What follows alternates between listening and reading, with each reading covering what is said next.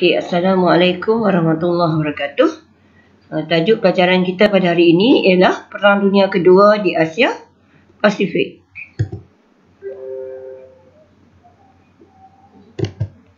Okey, latar belakang Perang Dunia Kedua di Asia Pasifik.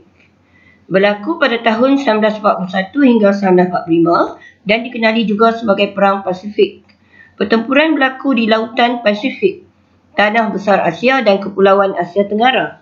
Pertempuran berlaku berpunca daripada kemunculan Jepun sebagai kuasa tentera di Asia yang menjalankan imperialisme ataupun penjajahan di rantau Asia Pasifik. Okey, ini dia. Yang warna kuning tu semua tu ialah kawasan jajahan takluk Jepun lah. Okey, perluasan kuasa Jepun. Pembaharuan Meiji atau Maharaja Meiji telah membawa pemodenan kepada Jepun. Kesannya, Jepun telah muncul sebagai negara industri dan memiliki kuasa ketenteraan yang setaraf dengan kuasa barat. Demi memenuhi keperluan ekonomi dan ketenteraan serta perkembangan politik dalam negara, Jepun telah melaksanakan dasar perluasan kuasa. Dasar perluasan kuasa Jepun dia berkait dengan 3 perkara, iaitu keperluan perindustrian, pengaruh golongan tentera dan hendak mewujudkan order baharu di Asia. Ini adalah faktor perluasan kuasa Jepun. Okey, kita tengok dasar perluasan kuasa Jepun.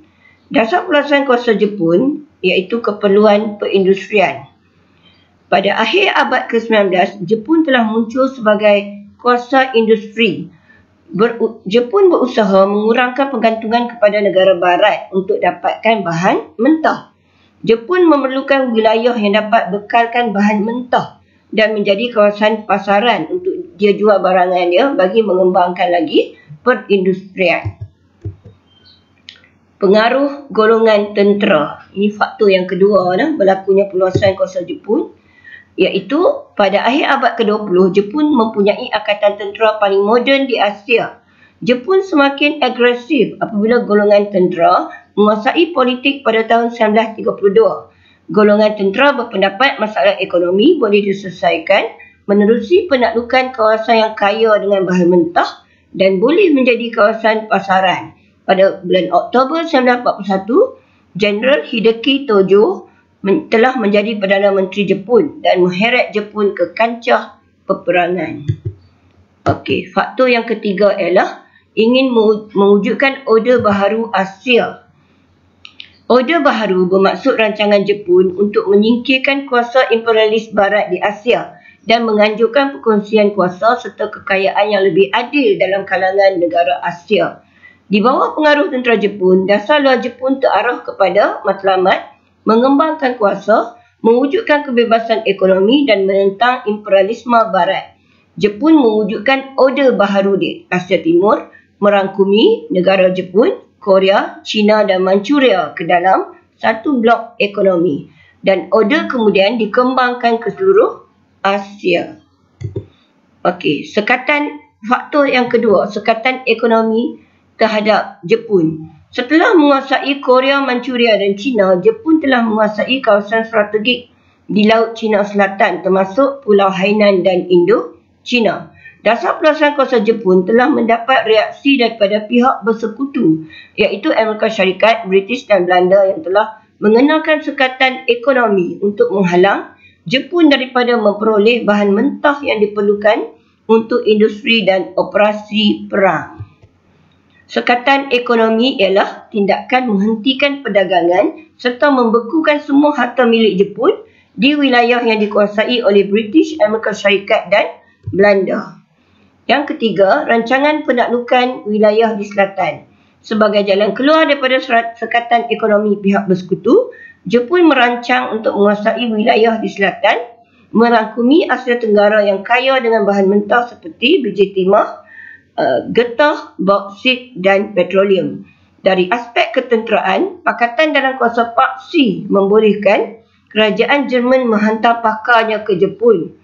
Pakar dihantar untuk mengkaji serangan terhadap wilayah selatan dan membantu perkembangan industri pembuatan kapal terbang Jepun. Pakatan 3 negara Rancangan penaklukan wilayah di selatan yang disertai oleh Pakatan Tiga Negara. Pada tahun 1940, Jepun telah menandatangani Perjanjian Pakatan Tiga Negara iaitu dengan negara Jerman dan Itali, dan Jepun terikat dengan kuasa paksi. Hasrat Jepun membentuk pemerintahan baharu di Asia Pasifik mencapai kemuncak apabila rundingan di Amerika Syarikat untuk menamatkan sekatan ekonomi terhadap Jepun menemui jalan buntu. Berikutan kegagalan rundingan tersebut, arahan serangan serentak terhadap Asia Pasifik dikeluarkan oleh pemerintahan tentera Jepun pada Disember 1941. Okey, inilah dia peta menunjukkan bermulanya serangan Jepun terhadap Asia Pasifik yang bermula di nombor 1 pelajar iaitu di Tanah Melayu dan juga di Pearl Harbor.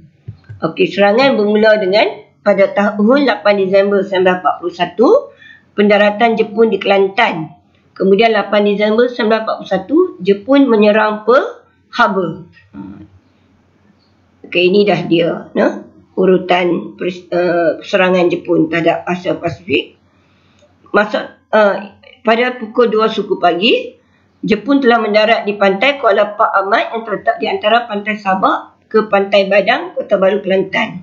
Dan pada pukul 3.25 pagi, Jepun telah menyerang Pearl Harbor, Hawaii. 4 pagi, Jepun mendarat di Senggora, Thailand. Okey, bermula Perang Dunia Kedua di Asia Pasifik bermula apabila Jepun menyerang Tanah Melayu dan Pearl Harbor, Hawaii iaitu pangkalan tentera laut Amerika Syarikat di Pasifik. Serangan tentera Jepun di Pearl Harbor bertujuan melumpuhkan armada laut Amerika Syarikat di Pasifik yang boleh menjadi penghalang kepada perluasan kawasan Jepun di Asia Pasifik. Serangan seterusnya dilakukan ke atas wilayah jajahan Amerika Syarikat, Britain dan Belanda yang lain seperti Filipina, Hong Kong, Pulau Guam dan Pulau Wake. Serangan tersebut membawa penlibatan Amerika Syarikat dalam perang di Asia Pasifik apabila Amerika Syarikat mengisytiharkan perang terhadap Jepun. Dengan strategi yang berkesan dan penguasaan serangan melalui laut, darat dan udara, Jepun telah berjaya membentuk empire yang luas di Asia Pasifik. Okey, ini latihan untuk pelajar. Soalan objektif, mengapakah Jepun melancarkan dasar peluasan kuasa di rantau Asia Pasifik? Okey, jadi merujuk buku teks muka surat 64. Soalan kedua, Jepun mewujudkan order baharu di Asia Timur dan dikembangkan ke seluruh Asia. Apakah maksud order baharu di atas? Rujuk buku teks juga muka surat 65.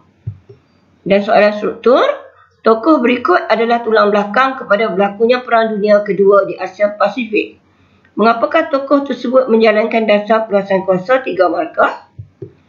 Jepun telah mengalami sekatan ekonomi daripada Amerika Syarikat, Belanda dan Britain. Bagaimanakah Jepun mengatasi masalah tersebut? 3 markah. Dan C, apakah tindakan harus diambil oleh negara kita untuk mengelakkan diri daripada konflik antarabangsa pada masa kini? Ini soalan kebat, belajar kena bagi idea sendirilah. 4 markah. Jadi, okey, itu saja pengajaran cikgu untuk hari ini. Selamat belajar. Ulang semula tengok video ni dan cuba jawab latihan yang cikgu berikan. Sekian, terima kasih.